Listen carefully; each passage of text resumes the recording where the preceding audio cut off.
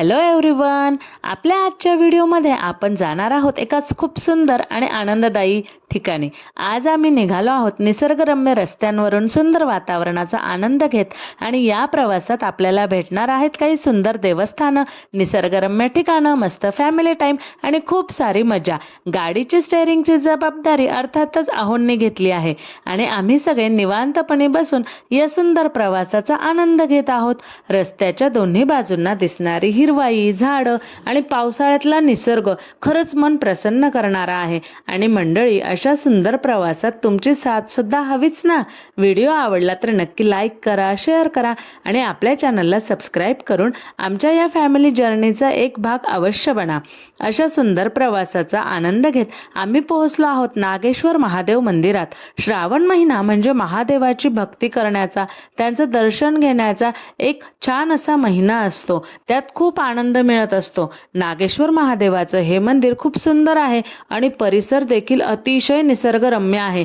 मंदिराकडे जाण्यासाठी पायऱ्या आहेत, पण कारसाठी केलेला रस्ता अगदी मंदिराच्या जवळपर्यंत जातो, त्यामुळे फारशा पायऱ्या चढाव्या लागत नाहीत आणि दर्शनासाठी जाणंही खूप सोपं होतं। मंदिरात पोहोचल्यानंतर सर्वप्रथम आम्ही घेतलं नागेश्वर महादेवाचं खूप मनोभावे दर्शन। दर्शन घेतल्यानंतर मनाला खूपच शांतता मिळाली। श्रावण महिन्यात महादेवाच्या चरणी येण्याचा हा अनुभव खरंच खूप सुंदर होता। मंडळी, तुम्हालाही अशी देवदर्शनाची ठिकाणं आवडत असतील तर कमेंटमध्ये हर हर महादेव नक्की लिहा।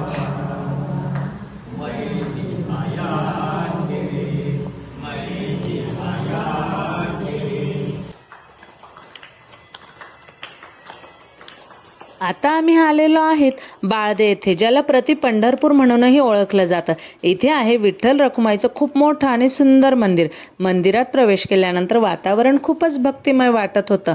तेथे कथा कीर्तन सुरू होते, आम्ही त्याचाही लाभ घेतला आणि त्यानंतर आम्ही निघालो पुढे। मंदिरातून बाहेर पडल्यानंतर पुन्हा आमचा प्रवास सुरू झाला। प्रवासात अचानक आम्ही थांबलो, अर्थातच एका छोट्याशा पण भन्नाट ठिकाणी। इथे मिळाला उसाचा ताजा रस आणि ताजा ऊस, ताजा ताजा रस आणि त्यामुळे प्रवासाचा थकवा तर अगदी गेलाच। मग काय, मी तर मनसोक्त उसाचा रस प्यायले। कधी कधी प्रवासातील अशी छोटी थांबेच आपल्या आठवणीत कायमची राहतात। आणि त्यानंतर पुढे आमची स्वारी निघाली। आता आम्ही पोहोचलो आहोत मुकेशभाई पटेल रिक्रिएशन गार्डन शिरपूर येथे। गार्डनमध्ये प्रवेश करताच त्याचा भव्य परिसर पाहून आम्ही सगळेच खूप एक्साइटेड झालो आणि तेथे लगेचच होता भूलभुलैया। आम्ही ठरवलं की चला पाहूया कोण सगळ्यात आधी बाहेर येतं ते। आम्ही सगळेजण वेगवेगळ्या बाजूने भूलभुलैयात शिरलो। मी एका बाजूने, रोहित दुसऱ्या बाजूने, आहो अजून एकीकडून आणि सासरे वेगळ्याच दिशेने। आणि मग सुरू झाला आमचा बाहेर येण्याचा प्रयत्न। कुठे जायचं, रस्ता कुठे आहे, इथून बाहेर कसं पडायचं, सगळेच जण आपापल्या परीने रस्ता शोधत होते। पण मंडळी, या भूलभुलैयाचा रस्ता सर्वात आधी कोणी शोधला असेल? बरोबर, मी। सगळ्यात आधी मी बाहेर आले आणि मग हळूहळू बाकीचे सगळेही बाहेर आले। बरं, खरंच या छोट्याशा भूलभुलैयात आम्ही खूप मजा केली। तुम्ही असतात तर या भूलभुलैयातून सगळ्यात आधी कोण बाहेर आलं असतं तर ते कमेंटमध्ये नक्की सांगा। भूलभुलैयातून बाहेर आल्यानंतर आम्ही संपूर्ण गार्डन फिरायला सुरुवात केली। गार्डन खरोखरच खूप सुंदर आणि मोठं आहे। वेगवेगळी झाडं, फुलं आणि सुंदर मांडणी, प्रत्येक ठिकाणी काही ना काही पाहण्यासारखं आहे। यानंतर आम्हाला दिसली ही वेगवेगळी खेळण्यांची, व्यायामाची साधनं। आम्ही एकेका साधनावर व्यायाम करून पाहत होतो। कधी व्यायाम, कधी खेळ, कधी फोटो आणि सगळ्यात महत्त्वाचं म्हणजे इथं मिळालेला आहे भरपूर असा फॅमिली टाइम। या छोट्या छोट्या क्षणांमधूनच या आठवणी आपल्या सुंदर होत असतात। आणि आहो सुद्धा एकेका व्यायामाच्या साधनावर बसून त्याचा छानपैकी आनंद घेत आहेत। आम्हा सगळ्यांना ही साधनं खूप आवडली। माझे सासरे सुद्धा इथं खूप आनंदाने प्रत्येक साधनावर बसून तेथे ते साधन कसे वापरायचे ते करून पाहत होते। आणि मग त्यानंतर तिथे पुढे खूप अशी फुलझाडं होती, खूप सुंदर अशी फुलं होती। त्या फुलांचा सुगंध संपूर्ण बागेत खूप असा दरवळत होता। पुढे आम्ही आलो बोटिंगच्या ठिकाणी. इथे तर खूप मोठा पाण्याचा तलाव तयार केलेला आहे. आम्ही याआधी सुद्धा या गार्डनमध्ये आलो होतो, पण त्यावेळी बोटिंग आम्ही केलेलं होतं, म्हणून यावेळी बोटिंग न करता आम्ही तिथे फेरफटका मारला, तेथील या सुंदर अशा पुलावर फिरलो आणि भरपूर फोटो काढले. म्हणजे बोटिंग नाही केलं, पण फोटोशूट मात्र आम्ही भरपूर केलं बरं. गार्डनमध्ये फिरता फिरता खूप आम्हाला मजा येत होती.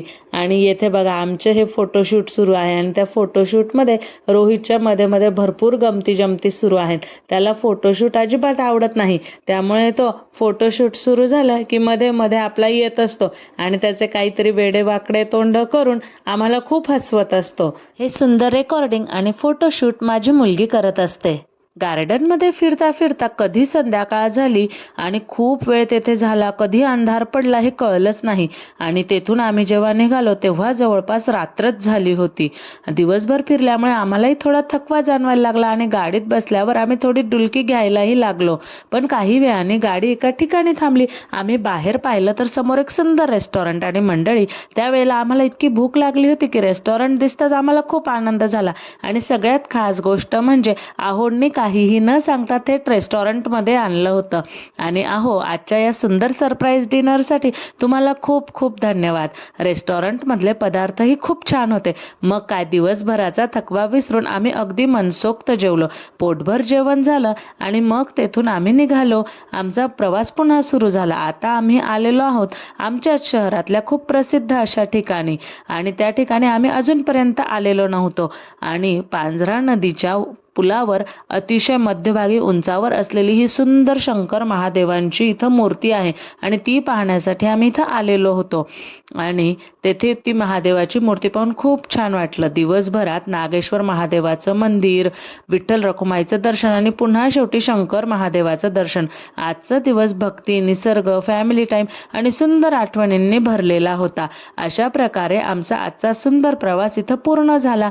कितीतरी सुंदर अनुभव मिळाले. खरं प्रवास किती मोठा होता यापेक्षा त्या प्रवासात आपण किती सुंदर क्षण जगलो हे जास्त महत्त्वाचं असतं. तुम्हाला आमचा आजचा हा प्रवास आवडला असेल तर व्हिडिओला लाईक नक्की करा आणि पुन्हा भेटूया अशाच एका सुंदर प्रवासात.